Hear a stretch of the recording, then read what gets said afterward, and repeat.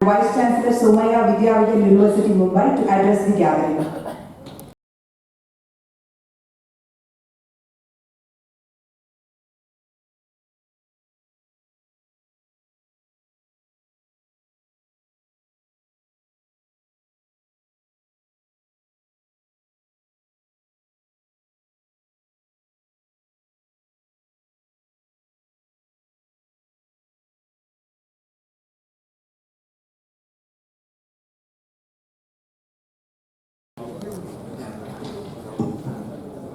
Good morning all.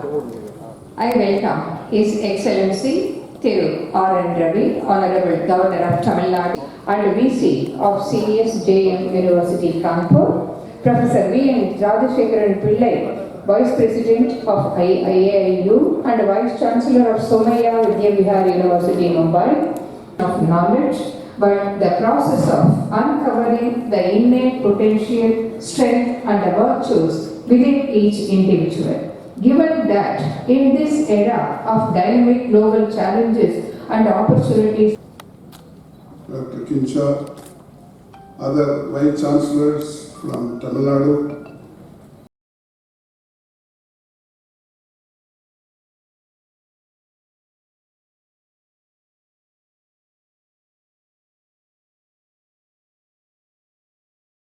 our societies has never been more critical.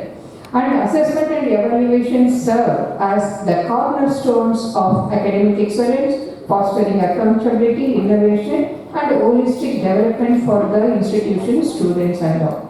This conclave is thus an opportunity for us to exchange ideas.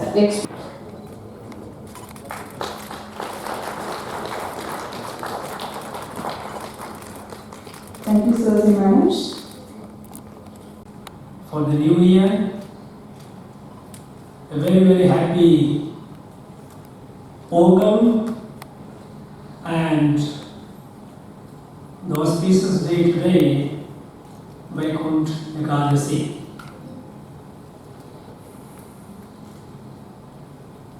I'd like to thank Dr. Viswanathan for making this beautiful and intellectually vibrant campus for this event. This institution has grown. We heard from the Chancellor how from the modest beginning it has emerged as a model for higher educational institutions. Association of Indian Universities, we know it is the apex body of universities in terms of number of universities, nearly 1,100, almost all the universities of this country are a member of it. The fact that for nearly a century, this association has been steering the course of higher education in our country through their collective wisdom, which has gone into shaping the policies, education policies of the state and central government, as well as other institutions, educational institutions. The fact that this association is in the centenary of its long journey, it makes it all the more important because this is a landmark. And this conference will deliberate and contribute to the future journey not of this association alone, but of higher educational institutions in the country. Friends, new education policy has given us the policy as well as a broad roadmap for transformation of our education system, including the higher education system. We know that we are moving away from the traditional education system, which emphasized largely on memorizing, rote learning, and examination once in a year, or whatever be the period, once in a while, assessing the student's merit. From this, we are moving to what we call experiential learning. So, the learning and teaching is moving from the traditional to the more contemporary and modern, which is the need of the hour. There are not many questions that come to the mind and is confronting all of you, all of us. And perhaps the number of questions are so many that encapsulating them all in a nutshell would be a difficult proposition. But the fact remains that we have to transform, we have to change. And the change for the better, change to make this country better, change to make this world better, change so that this country, the great country, fulfills her destiny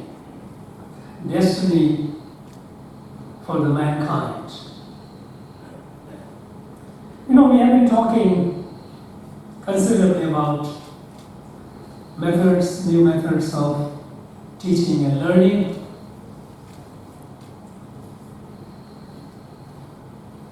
And experiential learning.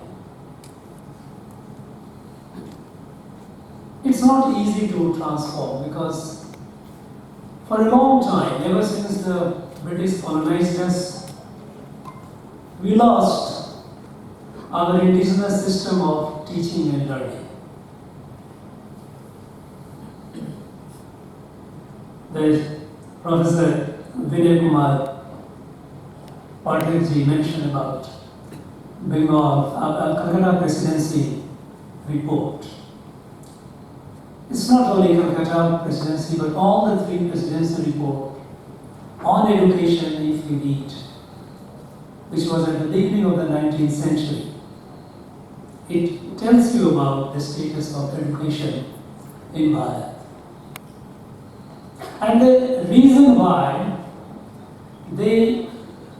all the three presidencies embarked on a study of the Indian system of education was the fact that the British and European educationists, intellectuals, professors, they were overwhelmed by the corpus of knowledge, the system of knowledge production, the system of transforming that knowledge into products. It was so robust that this country, Bharat, was the supplier to the market of the world. If you have read, and I'm sure many of you have read,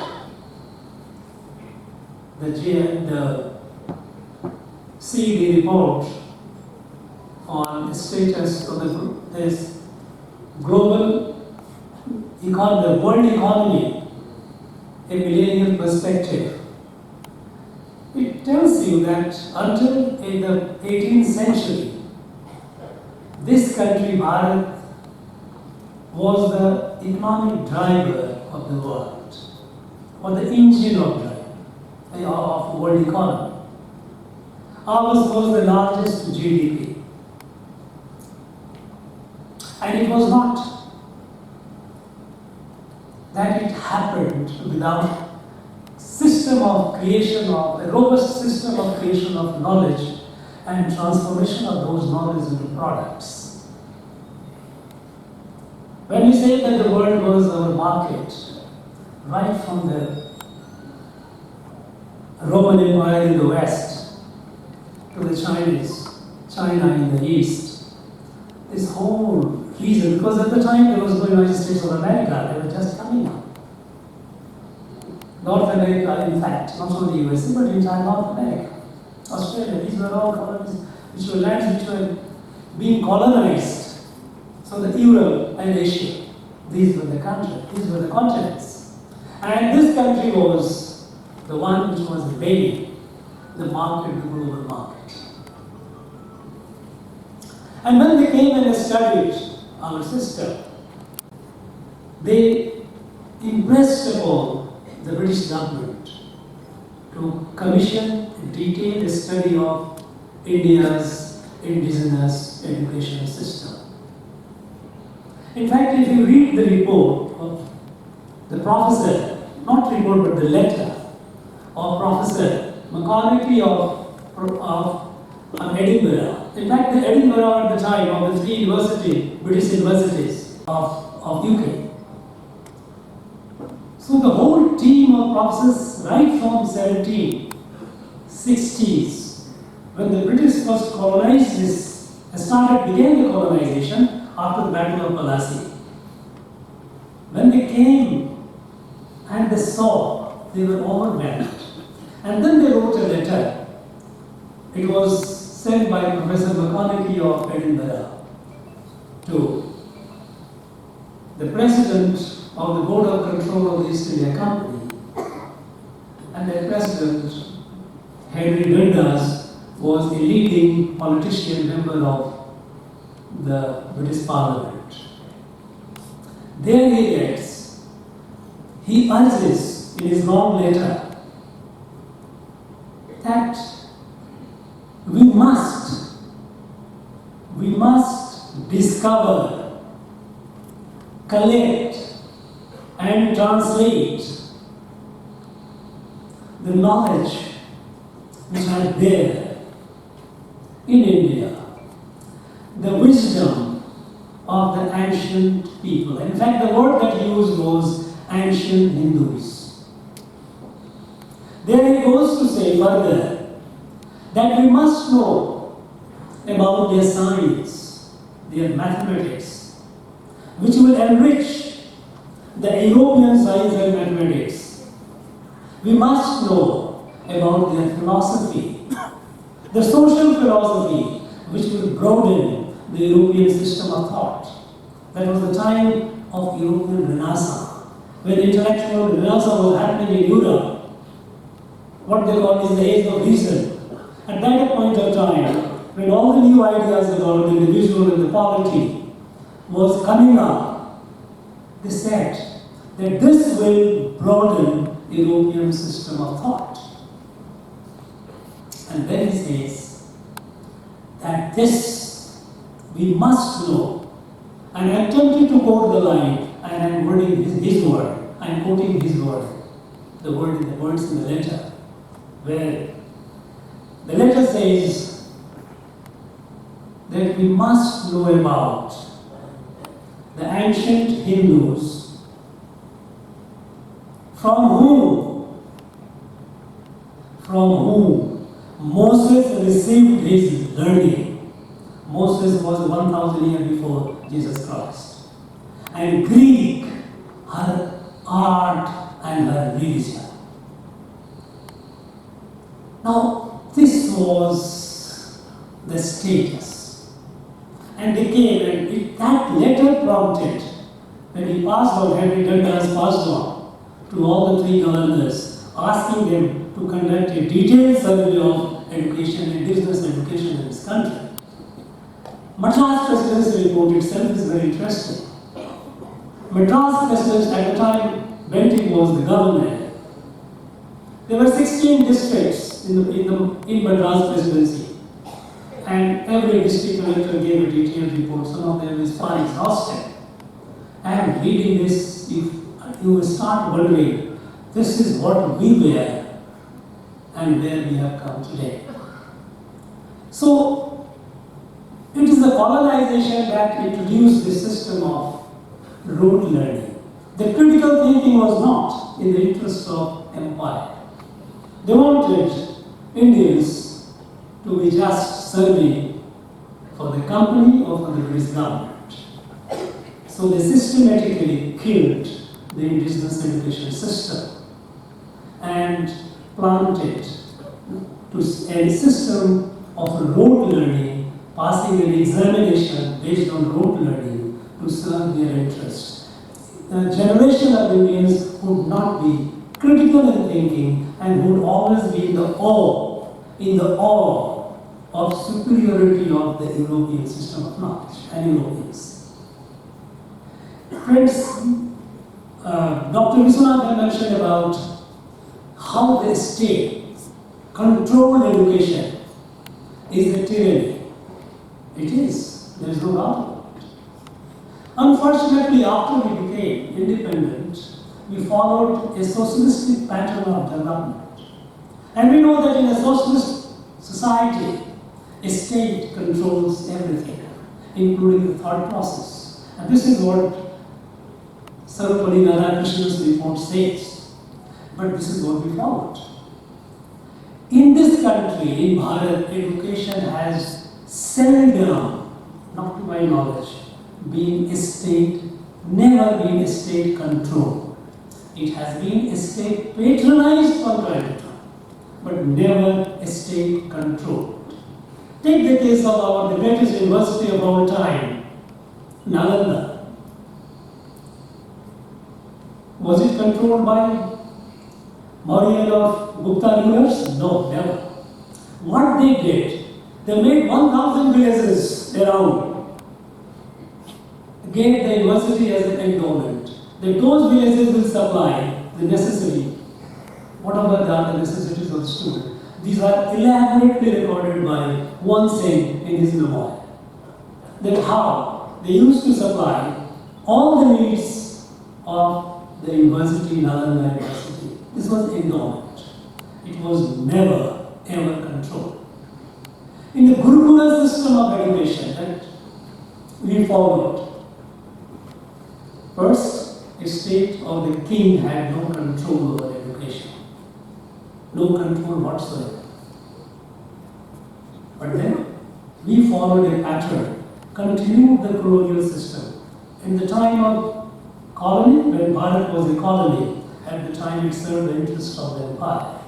And thereafter we followed a system, the same, that perhaps prevented critical thinking. In our education system, in Gurukula education system, it is never teaching and just rote learning. In fact, it is not merely learning. In fact, it's teaching, learning, and innovating. Innovation was a part of the system of education.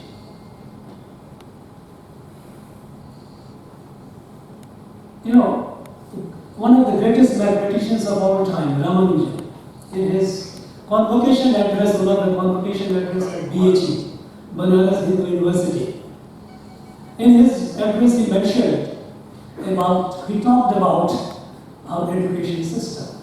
Of course, at the time it was a colonial system. He said, look, bookworms, they eat the book, but they only produce dust. We don't want our students to be bookworm, to just memorize and produce dust, useless. They must produce knowledge. Knowledge, learning of knowledge must produce more knowledge. And knowledge which are useful knowledge. This has been the tradition of this country.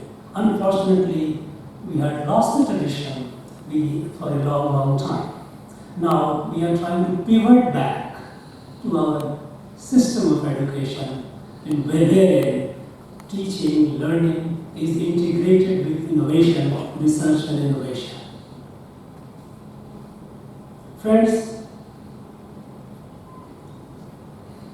Dr. Viswanathan also mentioned about how in the year 2020 we had 22,000 patents, whereas China had more than over 5 lakhs and US has 3 lakhs. Yes, because we didn't emphasize on it. Thankfully now, the things are changing. In the last 4 years, in 2023, report of WIPO, World Intellectual Property Organization report, shows that we have 400% jump in our intellectual property. It is about almost 88,000 that we did in 2023. Yet still, we are way behind. Because still, 46% of the intellectual property that are created every year, and at least it was created in 2023, was from China. 18% was from US. Needless to say, the quality of US intellectual properties were much superior. Nevertheless, the boom that China has created in creating intellectual property is manifesting in Chinese head today. We, from less than 1%, we have just gone over 2% in the last 4 years. Nevertheless, it is a small step, nevertheless, it is a decisive step. We have to emphasize more and more on creating knowledge, creating intellectual property, because the world is driven more and more by knowledge, more so knowledge of technology. The way the Industrial Revolution brought about the differences in those who possessed the knowledge and technology and those who didn't, today's knowledge is widening the gap much more. Asymmetry is much greater than what it was in the past. Today, when we are at the threshold of ultra-advanced technology, if I use the word ultra, with the generative artificial intelligence, advanced robotics, the nanoscience, nanotechnology, graduating and aspiring to go to the pico, 10 to the power minus 11 to the 10 to the power minus 12, going further to that scale. Nanorobotics, imagine, nanorobotics, invisible to our senses, operational. AR and VR, in the age of 6G and perhaps the 7G, which could not be very far off. Enabled by these platforms, artificial reality and the virtual reality, clubbed with advanced robotics, nanotechnology, leading to nanorobotics and synthetic biology, synthesizing the gene and creating creatures. I think, friends, we are all staring at an unpredictable world, very discomforting if we are left behind. Because the asymmetry that it is creating, and asymmetry in not only knowledge, asymmetry in power and wealth. This asymmetry in power and wealth, if we do not appreciate and overcome it, it is a very scary scenario. So, we have to create knowledge, we have to create intellectual property, there has to be greater thrust on research and innovation. And when it comes to control over educational institutions, higher educational institutions especially, I think Prime Minister Modi has made it very clear. We need to appreciate that. We need to assimilate it. as our ancient system was, we have to liberate the education system, our educational institutions from the control of the government. More and more had to be independent, more and more had to be autonomous. We heard about federal system and also how the US could be a model. But let us also not forget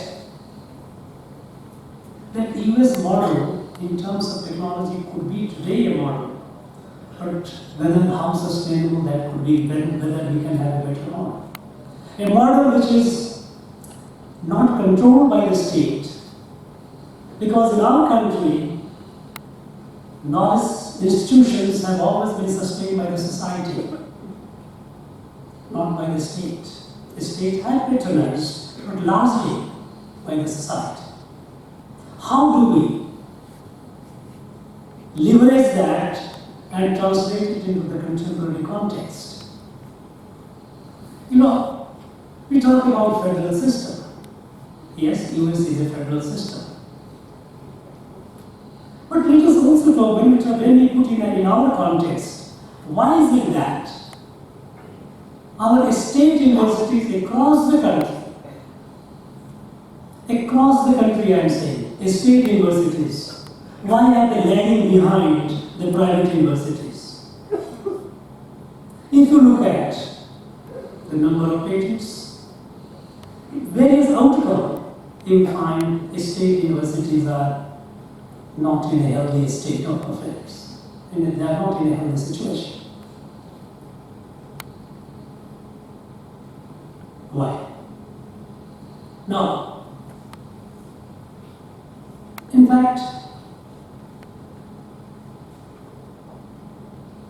this federal or federalism notion must be clearly understood in the Indian context.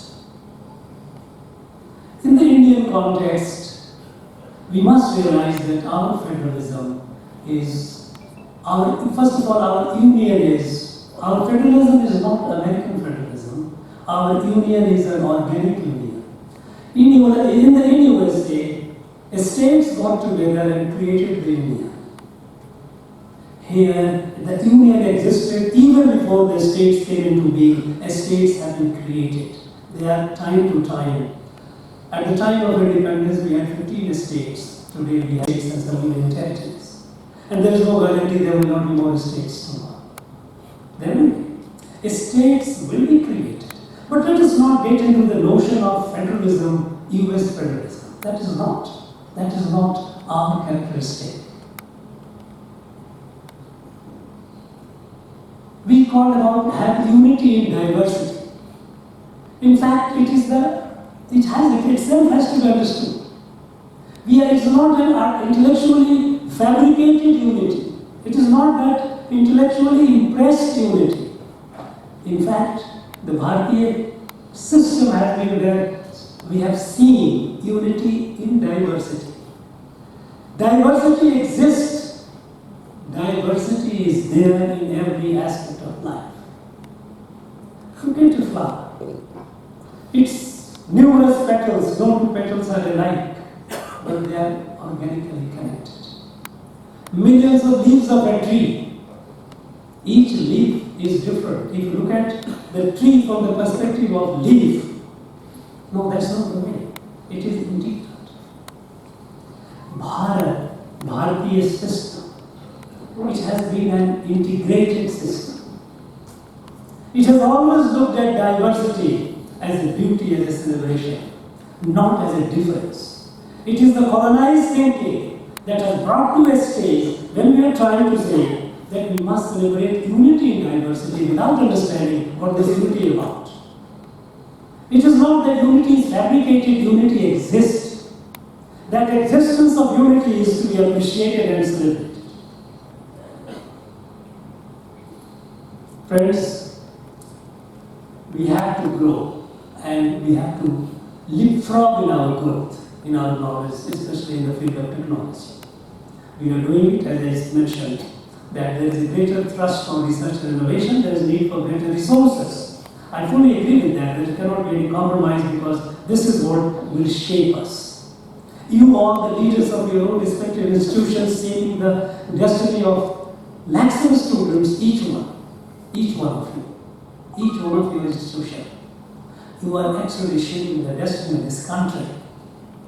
It's very important that each of these institutions will invest considerably in research and innovation. So, from the teaching, learning, we have to incorporate as a part of that innovation and research as well, in same breath. Now, students to learn, students to have more practical knowledge, more project-based knowledge. What about teachers? Should they not? In our ancient system, in our Indian system of education, the teachers and students both kept learning from each other. It was a continuous dialectics between the teacher, the guru and the shishya, the teacher and the taught, that led to the evolution, further synthesis of knowledge and growth. So even the teachers must continue to have the spirit of a student. It is necessary. It is not enough to just talk about the students. We must introspect and see that even teachers must. And how do they do that? We have to create, I'm sure,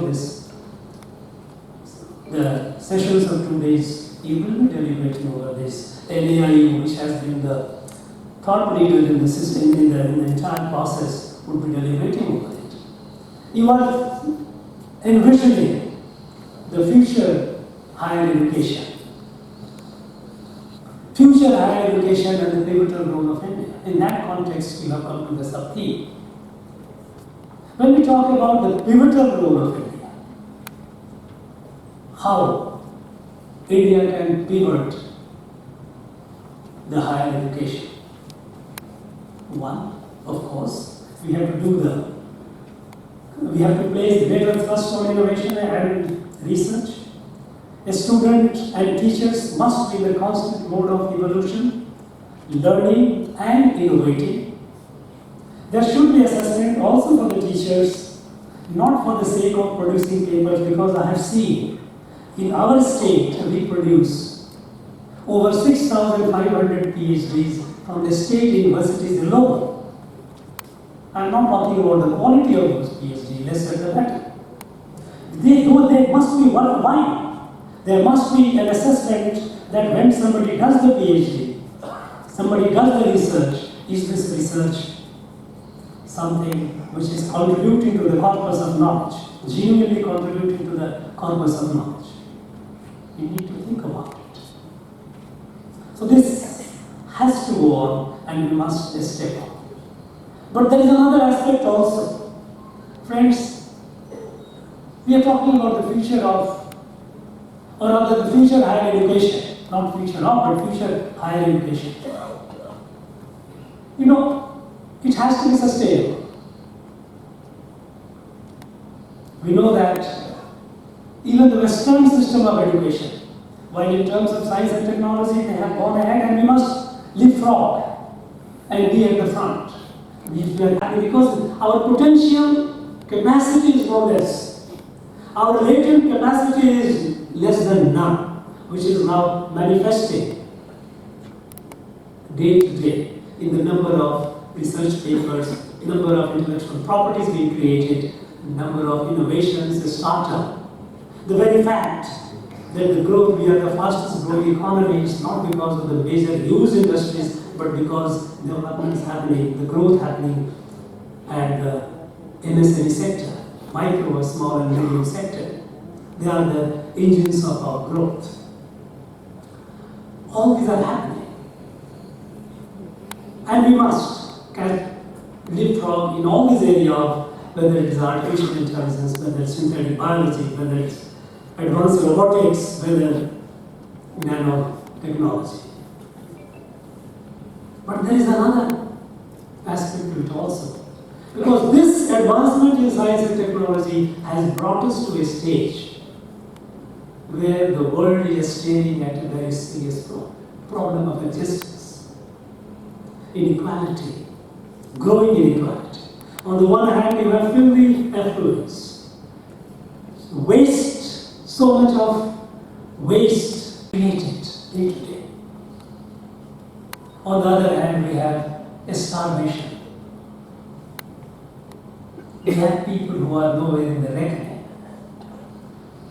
Continents which are not in the reckoning. Mass of humanity. The conflict among the people, among the countries, we are all witnessing.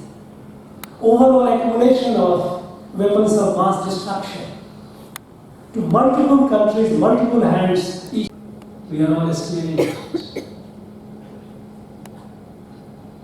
This world that is not sustainable, if the present drift of our evolution and growth continues on the Western model, it is not sustainable. Why is it that we are moving towards that with so much of technology and science and prosperity in some part of the world? And here comes again the Indian knowledge. What is the Bharatiya Drishti? The way we look at things. Bharatiya Drishti, the vision. You know, today when we are talking about all this mode of a growth that produces so much of waste, we produce something today with its life for about a year.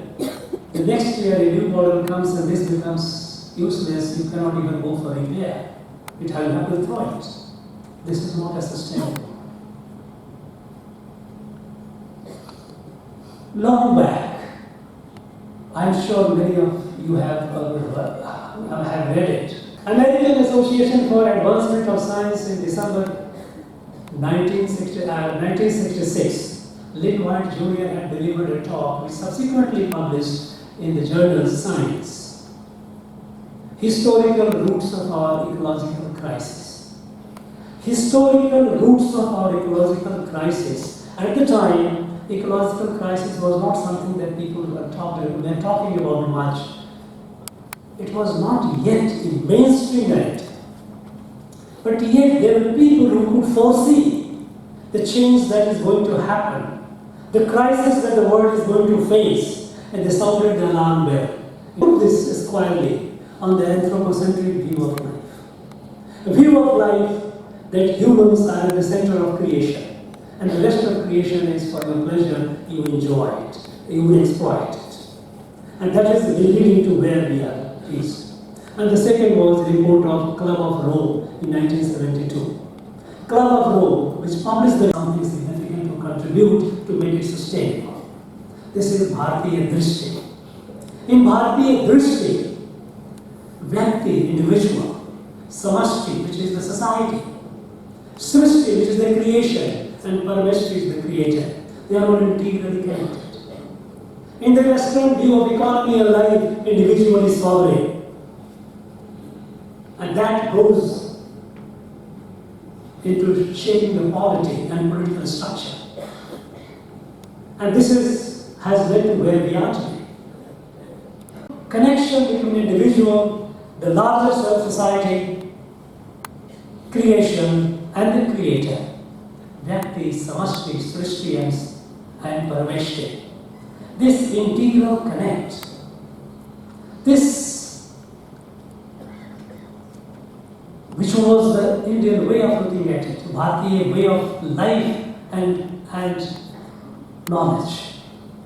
This has to be appreciated. This needs a lot of research today. We need to create corpus of literature, modern literature, wherein you have to bring about a paradigm shift in the thought process, which emerged at the time of what European Renaissance